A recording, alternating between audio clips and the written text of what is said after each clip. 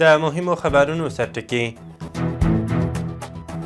د امریکا سره د بندیانو د تبادلې په اړه د ذبیح الله مجاهد څرګندونې.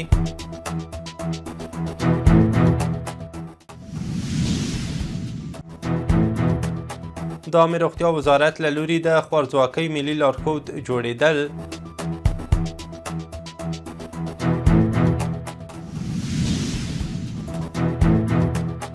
افغانستان کې د 1000 میگاواټه ګازي برېښنا تولید ته د یوې بهرنۍ کمپنۍ لیوالتیا.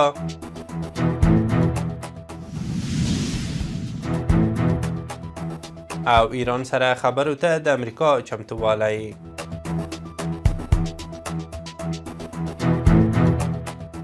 د واک ټلویزیون درنو لیدونکو سلام او وخت مو بخیر. نن سه شنبه د سلواغې اومه اوس هم بشپړ خبرونه. د اسلامي امارت ویان ذبیح الله مجاهد CBS نیوز سره په مرکه کې ویلي چې امریکایي لوري سره د بندیانو د تبادلې په تړاو خبرې روانې دي، خو تر اوسه وروستۍ پایلې ته نه دي رسیدلي. هغه ټینګار کړی چې دا خبرې باید عملي پایلو ته ورسیږي او د دواړو لورو بندیان خوشي شي. مجاهد همداراز ویلي یو شمیر افغانان د امریکا لخوا په ناحقه نیول شوي او د هغوی او کورنیو کړاوونه هم باید پای ته ورسیږي. دا خبرې داسې مهال کیږي چې په افغانستان کې د بندي امریکایي ډینیس کویل د بند 1 کال پوره شوی دی. عامه روغتیا وزارت د سختې خوارځواکۍ ملي لارښود او د دې ناروغۍ پلي کیدونکی پلان پرانیست. د عامه روغتیا وزارت مرستیال مولوي عبدالولي حقاني په دې اړه جوړو شویو مراسمو کې ویلي چې د سختې خوارځواکۍ ملي لارښود او پلي کیدونکی پلان د نړیوالو معیارونو د روغتیايي بنسټونو سپارښتنو او د هیواد د واقعي اړتیاوو پر اساس چمتو شوی، څو پر وخت سره په یوه سیستم کې د خوارځواکۍ تشخیص، معیاري درملنه او پرله پسې څار تنظیم کړي. حقاني ټینګار کړی چې عامه روغتیا وزارت ژمن دی څو دغه لارښود یوازې تر مرکزه محدود نشي او د هیواد ټولو لرې پرتو سیمو ته ورسول شي. د ملګرو ملتونو د ماشومانو د ملاتړ صندوق یا یونیسیف پر خپله ایکس پاڼه په یوه لیکلي بیان کې ویلي چې په 2025 کال کې د مور او ماشوم د نقدي مرستو پروګرام له څه باندې 25,000 کورنیو ملاتړ کړی دی. یونیسیف وایي دا پروګرام کورنیو ته نقدي مرستې د روغتیا، تغذیې او پاملرنې د پیاوړتیا په موخه ورکوي. د افغانستان برېښنا شرکت ویلي چې د متحده عربي اماراتو د HHM په نوم کمپنۍ په افغانستان کې د 1000 میگاواټه ګازي برېښنا د تولید په برخه کې پانګونې ته لیوالتیا ښودلې ده. برېښنا شرکت ویلي چې د دغه شرکت اجرایوي مشر ملا عبدالحق همکار په کابل کې د HHM کمپنۍ له مشر تانګوت داشت میر سره لیدلي او د ګازو پر بنسټ د برېښنا تولید پروژو د پانګونې شرایطو او د راتلونکي لپاره د تخنیکي همکاریو په اړه یې هر اړخیزې خبرې کړې دي. بلخوا د افغانستان برېښنا شرکت وایي د سالنګ لارو بندښت او سخت اقلیمي شرایطو د وارداتي برېښنا د لیږد مزي د بیا نښلولو چارې له ننګونو سره مخ کړي دي. د دغه شرکت په وینا د روانې سلواغې میاشتې پر 2 د شمالي سالنګ په شاول سیمه کې د 220 کیلو ولټ برېښنا یوه پایه د درنو واورو او واورې راښویېدو له امله چپه شوې او یو سرکټ پرې شوی. برېښنا شرکت زیاتوي چې د اړونده ادارو په همغږۍ هڅې روانې دي څو تخنیکي ټیم سیمې ته ورسیږي او د ترمیم چارې ژر تر ژره بشپړې کړي. د صنعت او سوداګرۍ وزارت سوداګریز اتشې په نړیوالو بازارونو کې د افغان شرکتونو د ملاتړ، پیاوړتیا او هڅونې لپاره په دوبۍ کې د ګلفود نړیوال نندارتون څخه لیدنه کړې ده. صنعت او سوداګرۍ وزارت ویلي چې په دې لیدنه کې د افغانستان د سوداګریز اتشې د شرکتونو د ستونزو او غوښتنو اورېدلو پر مهال د کورنیو تولیداتو پیژندنې او صادراتو پراختیا لپاره په نړیوالو نندارتونونو کې د افغاني تولیداتو شتون ارزښتمن بللی دی. په لوګر ولایت کې د 6.5 میلیون افغانیو په لګښت د 12 اداري او تدریسي ودانیو د بیا رغونې چارې بشپړې او ګټې اخیستنې ته سپارل شوي دي. د لوګر د پوهنې ریاست ویان شاپور عرب وایي چې د دې ودانیو په بیا رغېدو سره نږدې 10,000 زده کوونکو ته د زده کړو خوندي چاپیریال رامنځته شوی دی. نوموړي ویلي چې په دې ولایت کې د 26 میلیون افغانیو په ارزښت د 49 نورو ښوونځیو د بیا رغونې چارې هم روانې دي. د پنجشیر له کانونو استخراج شوي 3835 قرات زمرود د یوې داوطلبۍ له لارې د څه باندې 900,000 امریکایي ډالرو په ارزښت وپلورل شول. د پنجشیر ولایت مقام ویلي چې په دغه ولایت کې له نږدې 4 کلونو راهیسې د زمرودو کانونه په شفاف، قانوني او له هر ډول لاسوهنې پرته استخراجېږي.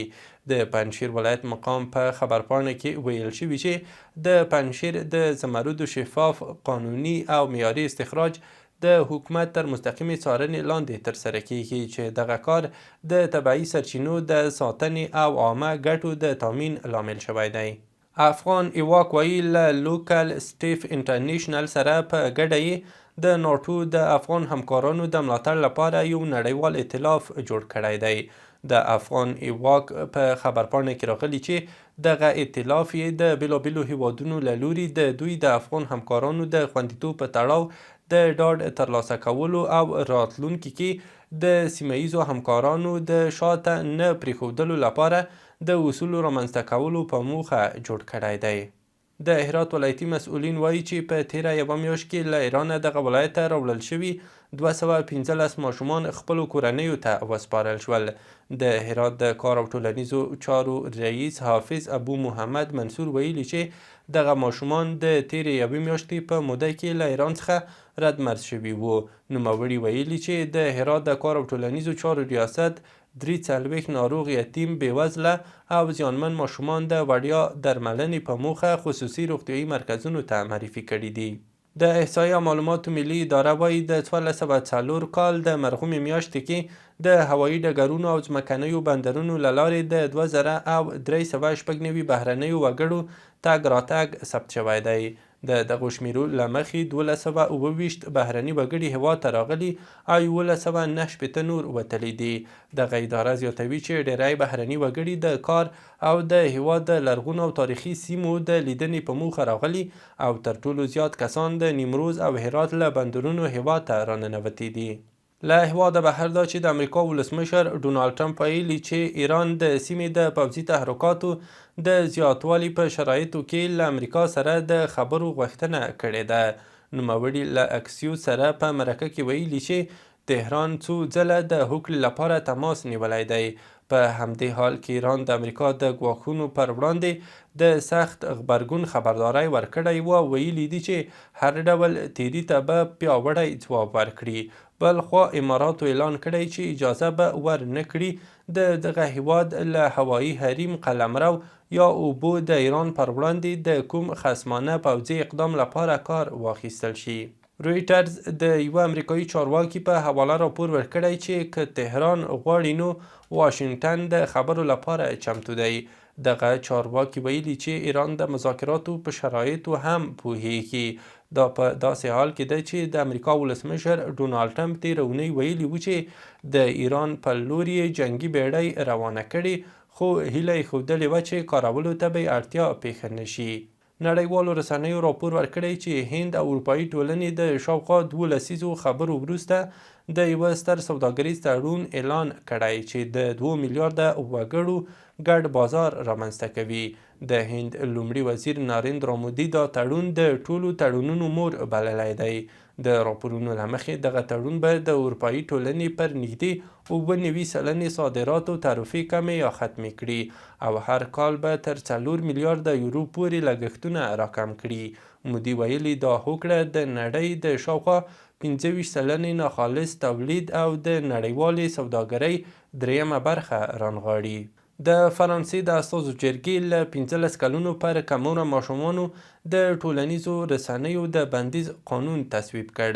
ټاکل شوي چې اوس دغه قانون د فرانسې سنا جرګې ته وړاندې شي او د سنا جرګې له لوري د دغه قانون په تصویب سره به فرانسه کې له 15 کلونو پر کمعمره ماشومانو د ټولنیزو رسنیو د کارونې بندیز ولګول شي.